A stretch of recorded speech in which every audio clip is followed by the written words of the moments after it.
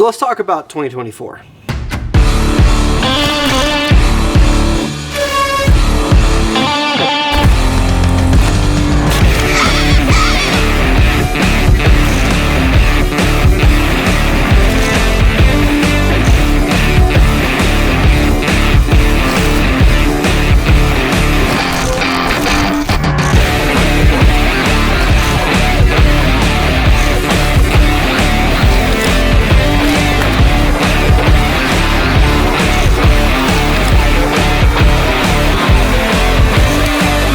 It's the end of the year, which means you're getting hounded with tons of end of year recaps, and I have historically done one every year since starting this channel. And this year I was honestly struggling with what I wanted to do to recap 2024 to bring into 2025. So how I'm going to do this?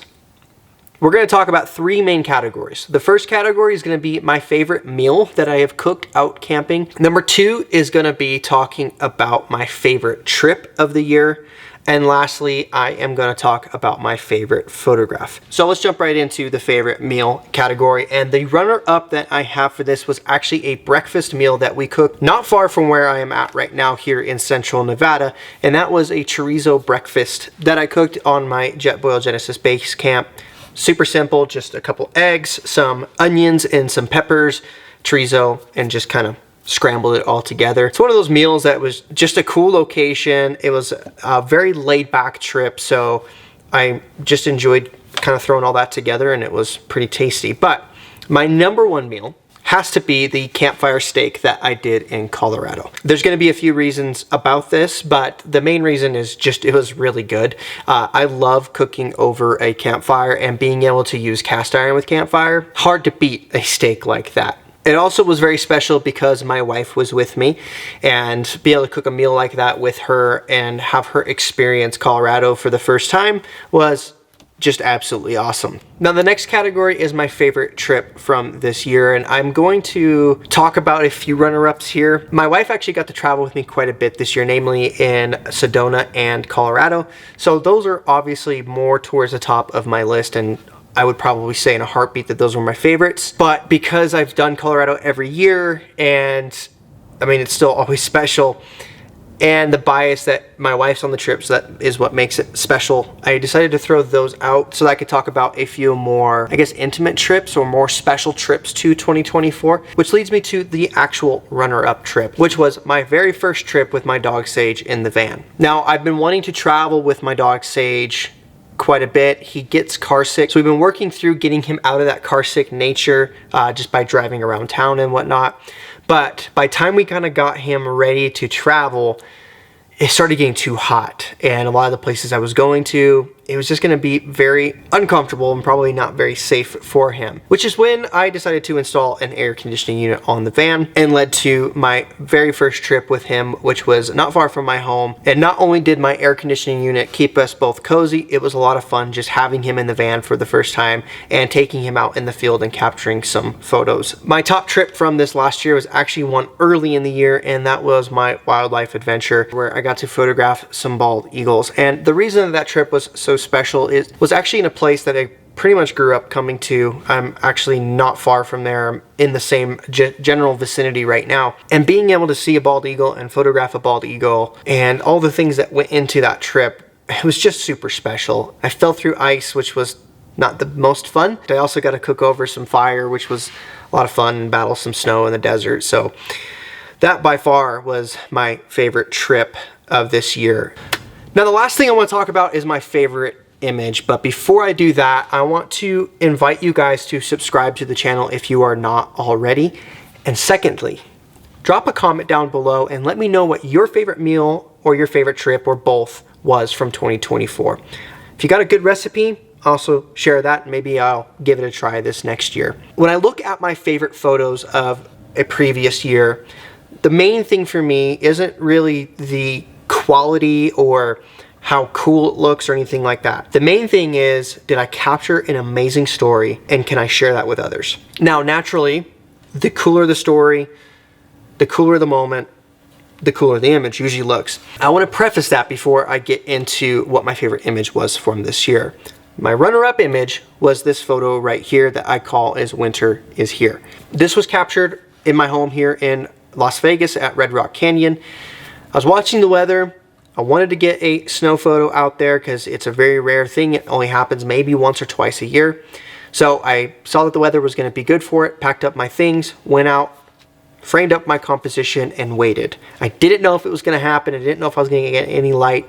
And next thing I know, that light was kicking off in such a cool way, and I was able to walk away with an awesome photo. Which leads me to my actual favorite photo of this year, and that is this image right here that I call Winter Wonderland. Now, looking back at my images, I actually had a lot of snow photos this year that I really liked. I don't know if that was like a general theme. Maybe being from the desert and not dealing with snow that much makes me more attracted to it, but hey, this image right here was actually captured in the month of May. I left Las Vegas thinking that everybody else was like us and was already midsummer. It was 106 degrees when I left, and by the time I got to Aspen, it was snowing sideways in like mid-30s. I was not prepared for that at all. Thankfully, I had the comforts of the van, but by the time I got up to the parking area, it was like completely socked in. I could not see more than 10 feet in front of me. So being the person that I am, I decided that, hey, I drove all this way. Let's take a step out and see if we can get an image. And I was actually very pleased with some of the early photos I was able to get. But I remember standing at the Maroon Bells Lake there, looking across the lake and not being able to see anything. It looked like it just went off into this vast nothingness. I remember thinking to myself, if you've never been here before, it wouldn't be a crazy thought to think that there was absolutely nothing lying beyond. But in reality, there's actually those giant mountain peaks over there. Now, I decided to walk up a trail that gets you closer to the Maroon Bells to see what I could find. And as I got closer, it seemed like every step I took, a little bit of a faint outline of the mountain started to appear. I got up to where the river creates this pond area, and I sat there and I just watched and waited. Next thing I know, the wind kicked up and started to blow that storm out of the way, revealing the Maroon Bells. I frantically grabbed my camera, threw it on a tripod, framed up an image, and was able to capture this moment. Now, I felt like this image was a great representation of life. We have our ups, we have our downs. Now, it's easy to see that when we enter a season of life that seems to be stormy, seems to be gloomy, that even though we know there's good things across the way, if we can't see them, it's hard to believe, even if we've seen them before. And so I encourage you this year to do what I did and just continue to walk towards those dreams, those goals. And you never know.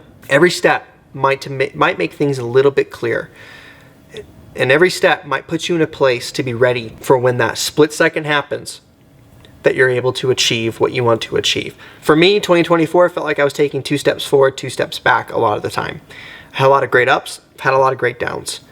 So this image for me has been a representation of that story of understanding success, understanding it's there, understanding that if I keep working towards it, it's going to reveal itself. And to trust where you've been and to trust what you understand to be true. So I know that's kind of soppy, but again, it's all about the story for me. If it has a cool story and I can tie it into a meaningful aspect like this, it's always going to be a photo that I cherish deeply. So now, lastly, I want to say thank you guys for making 2024 an absolutely incredible year. Now, you guys have brought a lot of those ups and a lot of those 2-step forwards that I was just talking about. So thank you from the bottom of my heart for, first, we crushed a goal this year of hitting 3,000 subscribers halfway through the year. And then we crushed the stretch goal of 4,500 subscribers right here towards the end of the year. So for you guys, I want to say thank you, and I can't wait to continue to build this community and to continue to share nature through my lens. I will see you guys in 2025.